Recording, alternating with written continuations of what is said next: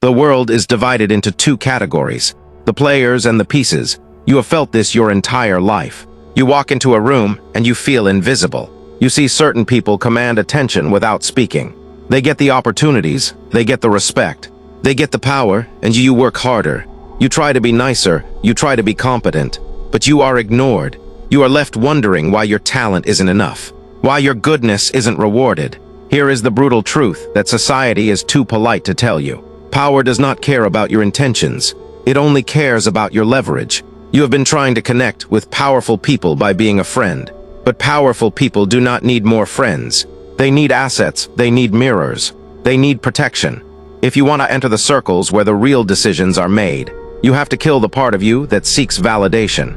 You have to stop asking for permission to exist. Niccolo Machiavelli wrote The Prince over 500 years ago not as a guide for the wicked, but as a manual for reality. He understood that human nature at its core is driven by self-interest, fear and vanity. If you ignore this, you will always be a pawn. If you master it, you become the hand that moves the pieces. In the next few minutes, we are going to dismantle the lies you've been told about networking. We are going to explore Machiavelli's 13 ruthless laws of connection. These are not tips, they are psychological weapons. By the end of this, you will no longer look at a powerful person and see a superior. You will see a puzzle, and you will hold the only key that solves it. But be warned, once you see the strings, you can never go back to being a puppet. Most people fail because they approach power with an open hand, begging for a favor. They think connection is about being yourself. That is a lie. Being yourself is a luxury for those who already have power. For those climbing the mountain, connection is about strategic adaptation. It is about becoming exactly what the other person needs to see, until you are so embedded in their world that they cannot function without you. But how do you do this without losing your soul? How do you manipulate the perception of the elite without becoming a siphon? The answer lies in a psychological concept called the void. But to understand the void, you first have to understand the 13 laws.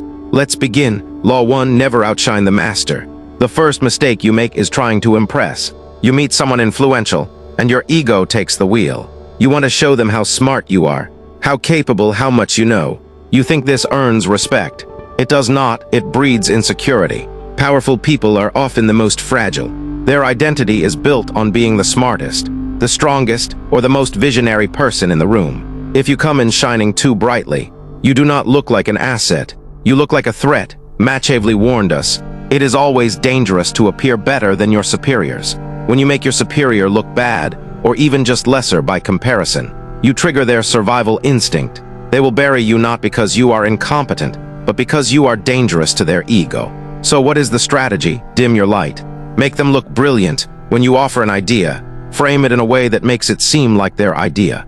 Ask questions that allow them to give the answer. Feed their vanity. This is not weakness. This is camouflage. By allowing them to feel superior, you lower their defenses. You become safe, and once you are safe, you are allowed inside the walls. While they are busy admiring their own reflection, you are quietly observing their weaknesses, learning their patterns, and securing your position. Let them have the glory, you take the influence.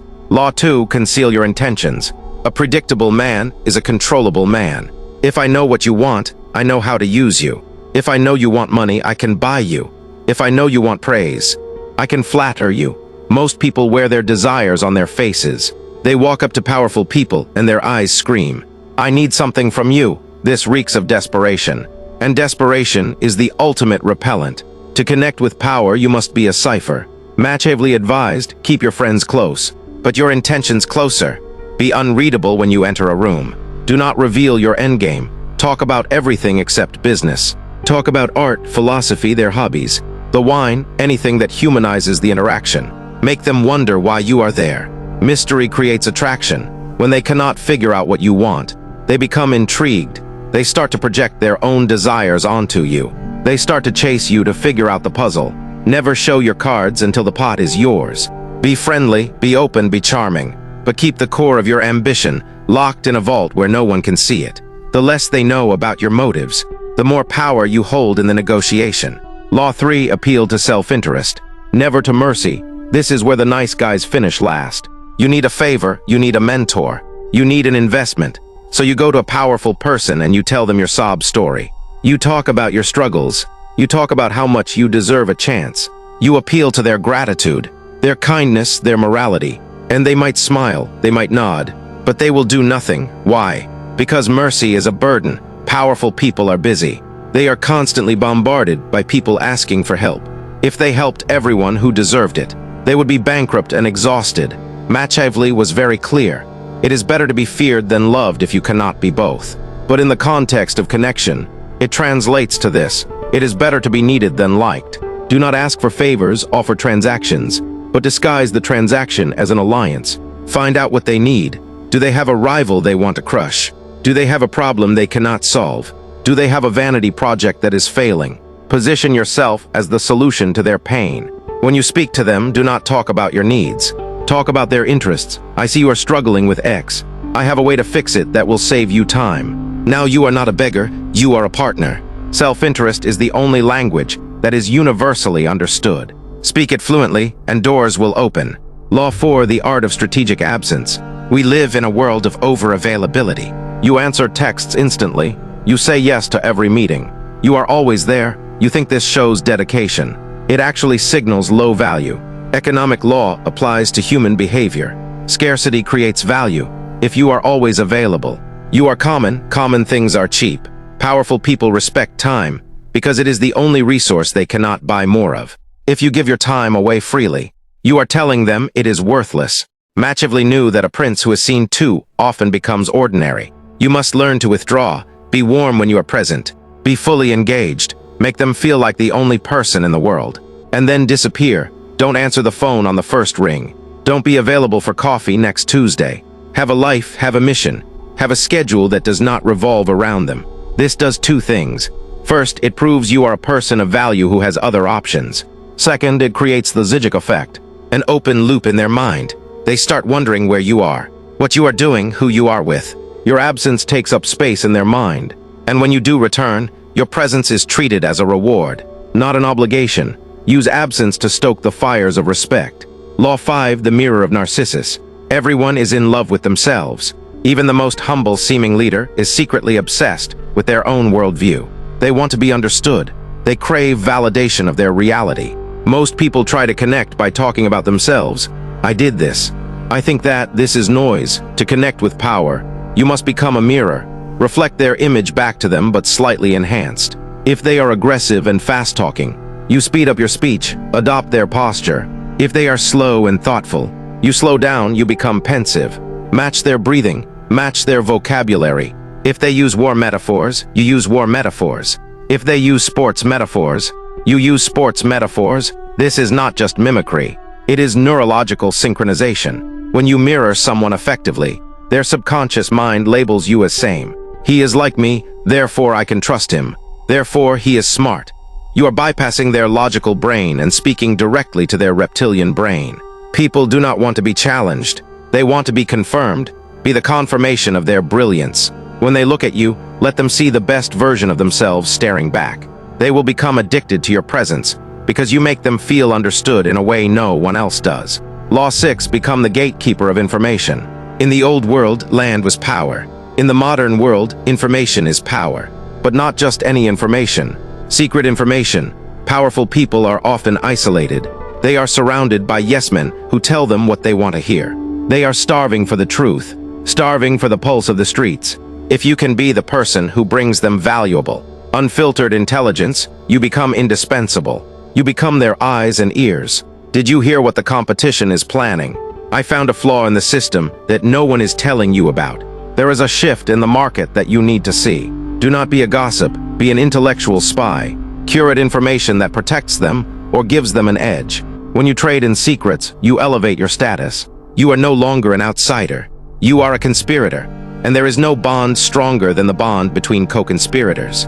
But a warning, never reveal all your sources. Maintain the monopoly on your information supply. If they can get the info without you, they don't need you, keep the source hidden. Deliver the fruit. Law 7, the law of the useful enemy. Nothing bonds two people faster than a shared enemy. Sociologists call this in-group, out-group bias. We like people who hate the same things we hate. If you want to connect with a powerful person, find out what they despise. Do they hate inefficiency?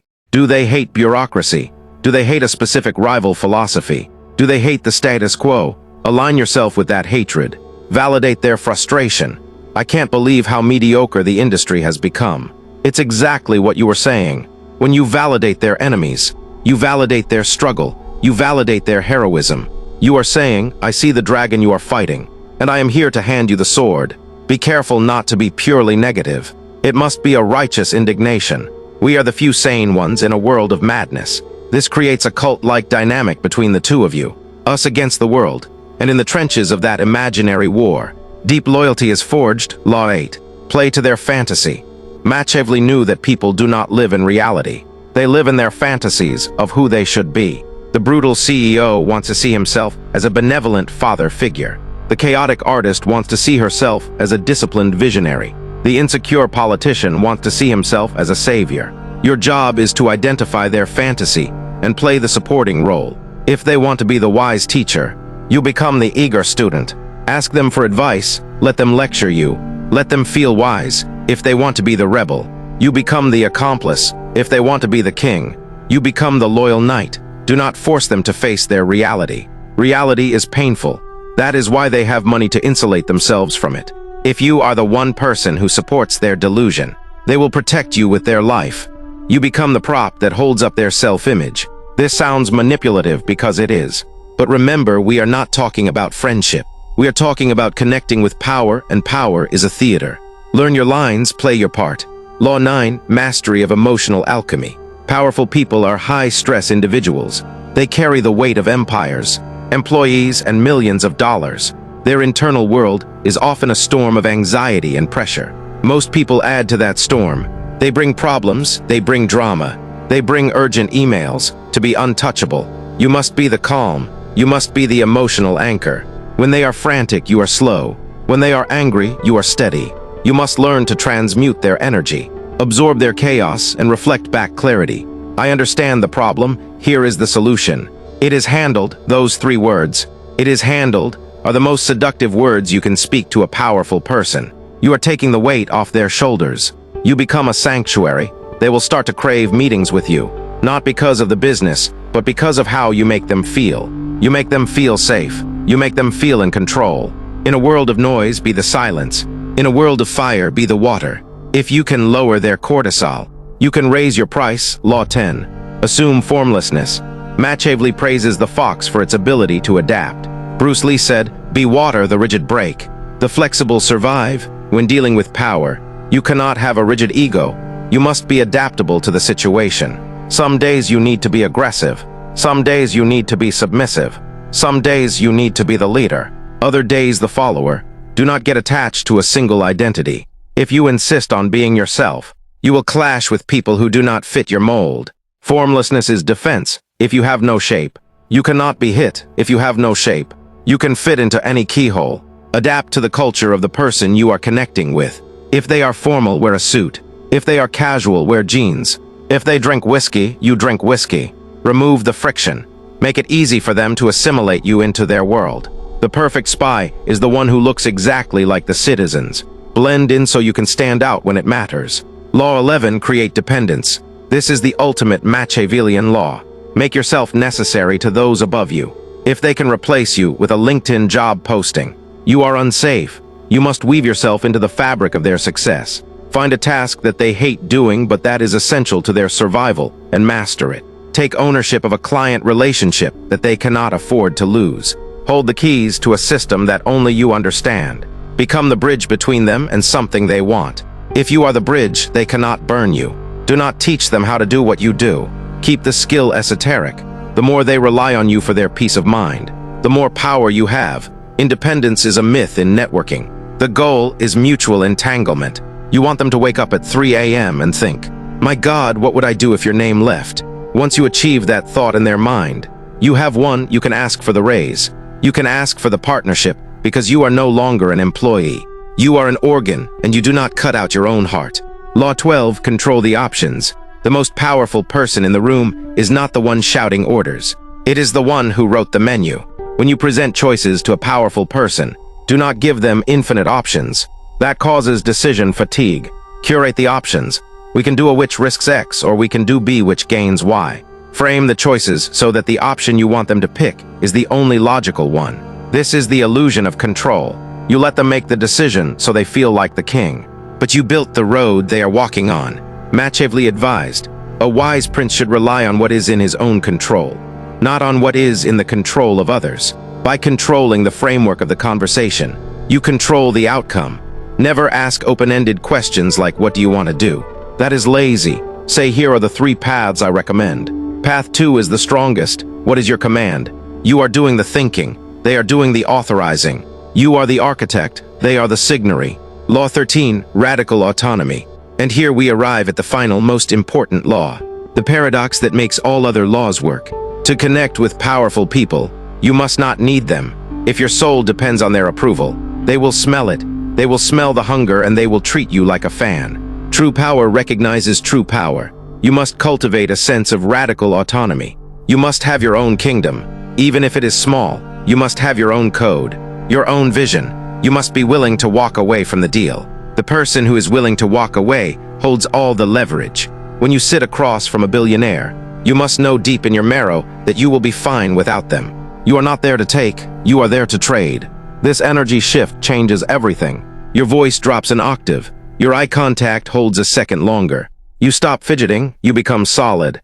And that solidity is magnetic. Powerful people are lonely because everyone around them is fluid, bending to their will. When they meet someone who is solid, someone who respects them but does not worship them, they are fascinated. Be the rock. Be the sovereign of your own mind.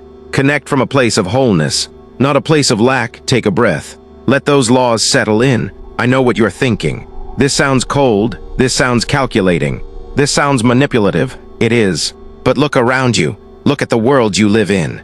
Look at the structures of your company, your government, your society. Do you think they were built on hugs and transparency? Or were they built on strategy, leverage, and understanding human nature? You have a choice. You can remain innocent. You can cling to the idea that the world should be fair. You can stay in the passenger seat complaining about the driver, or you can grab the wheel. Machiavelli was not evil, he was honest. He looked into the abyss of human behavior and didn't blink.